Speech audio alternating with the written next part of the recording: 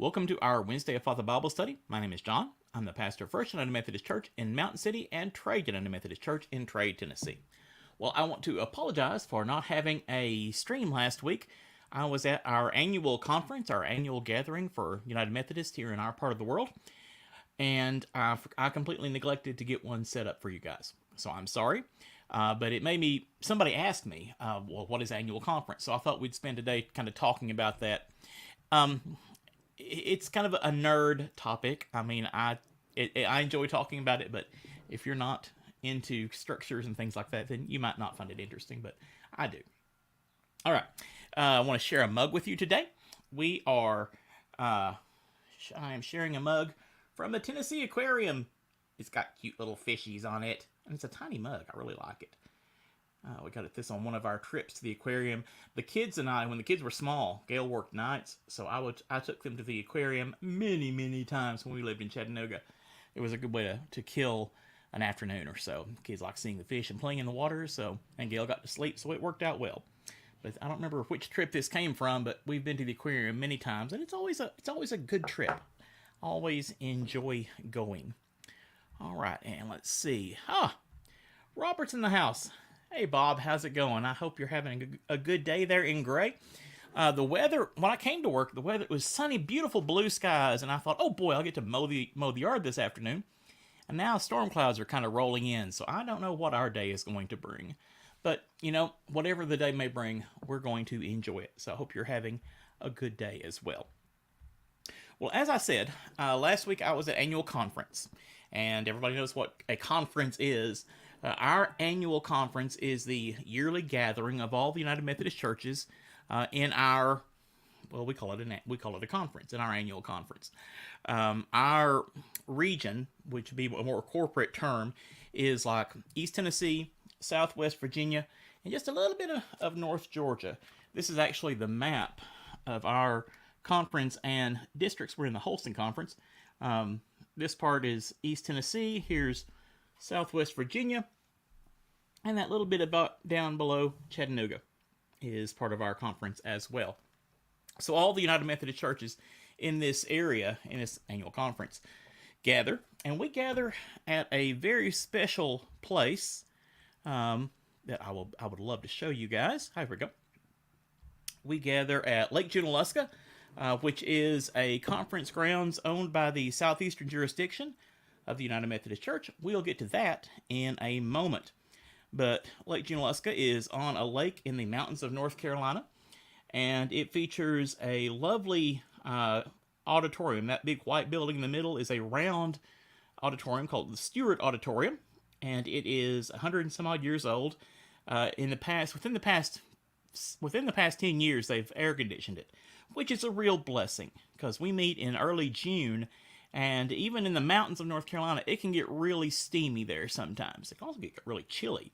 But we've spent many a hot afternoon in the Stewart Auditorium. But with the air conditioning, it's been a little bit more pleasant.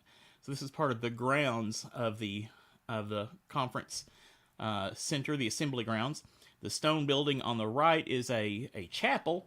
On the hill is one of the two big hotels. That's the Terrace Inn. As well. So that is literally Lake Junaluska. And the chapel, that's the chapel beside the Stewart Auditorium. Lovely place for worship, just a place to go and meditate and be quiet with God. It's a good place.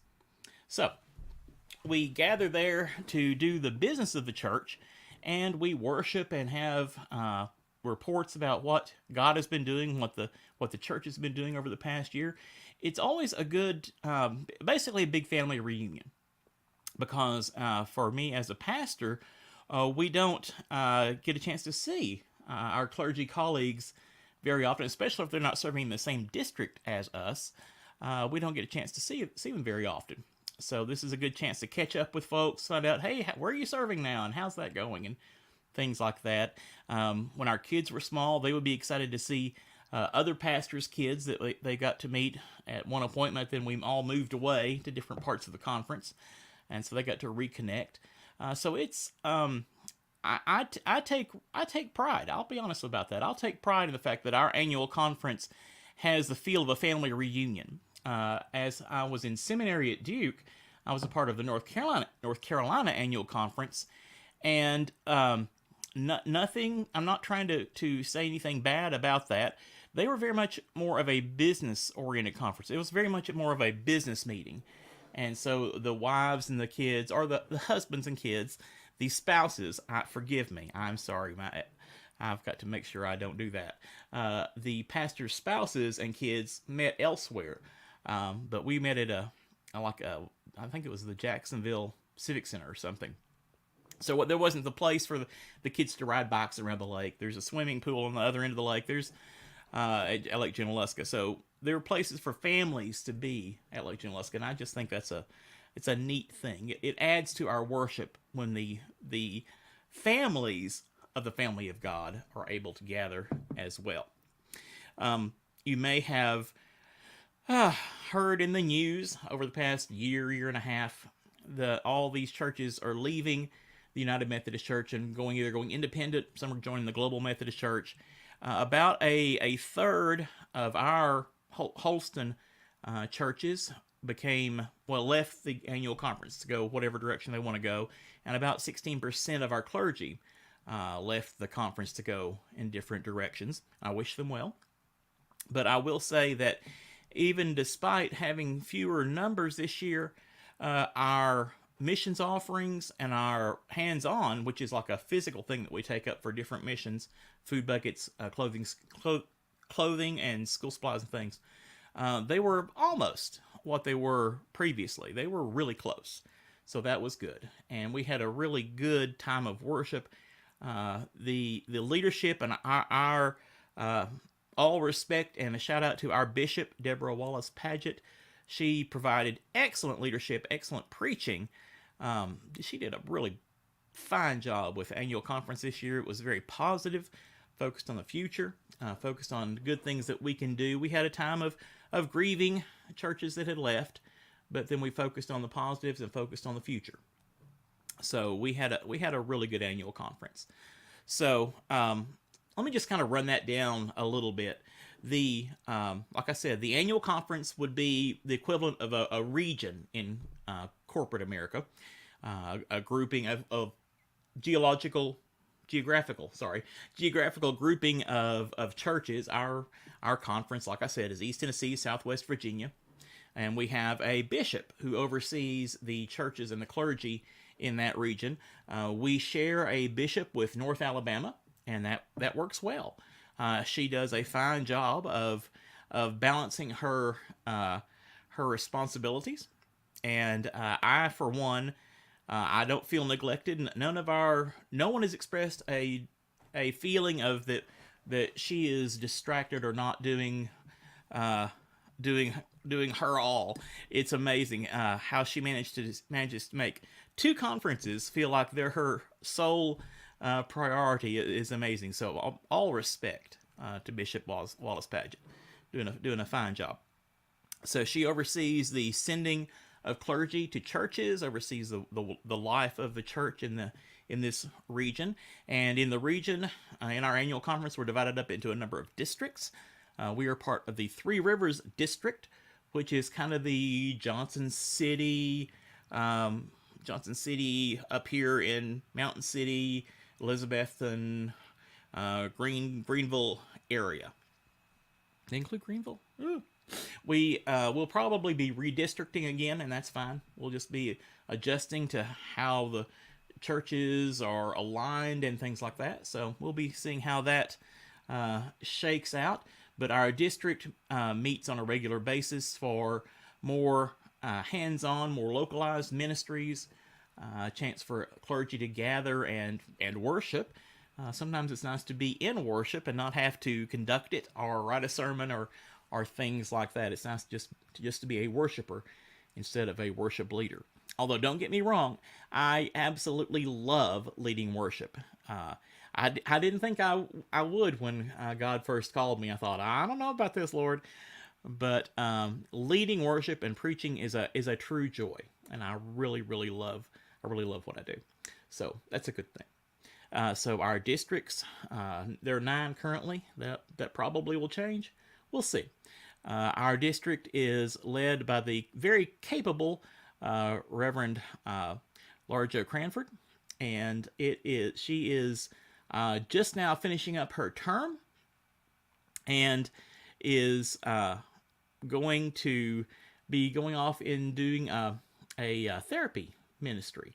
She's going to be offering therapy, especially with teens and young adults, which I think is an exciting thing. She is a super DS, and I think she's going to be a really wonderful, stellar therapist. She has a very nurturing way about her.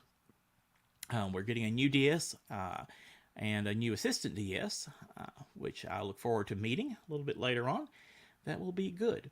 So our local church, or in my case, my two local churches, First Mountain City and Trade, we're part of the Three Rivers District, and so that district is part of the Holston Annual Conference.